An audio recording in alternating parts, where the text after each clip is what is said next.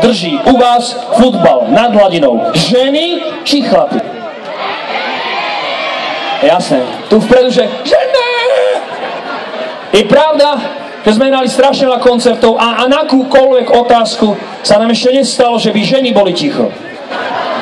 Dobre, dáme takúto súťaž, že kto bude hlasnejšie a krajšie spievať, je jasné, že stojí za úspechom vášho futbalu. Takže ženy, začínajú dámy. Ženy, la la la la la.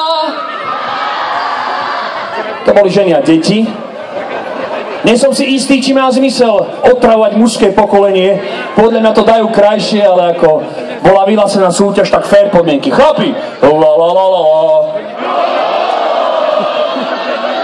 Čo myslíte, kto vyhral? Je jasné, že futbal majú v rukách chlapi! Dobre, aby zase nebolo akože nefér, že všetku slávu smetánku zlíznu chlapi, tak zahráme aj ženám. Milé dámy, máme takú pesničku, ktorá je v podstate óda na to, aká ste každá iná. Je to duet s ľudskou bílou, ľudská bíla tu nie, ale nebojte sa ženské, kvôli vám to dám sám. Vaše ruce!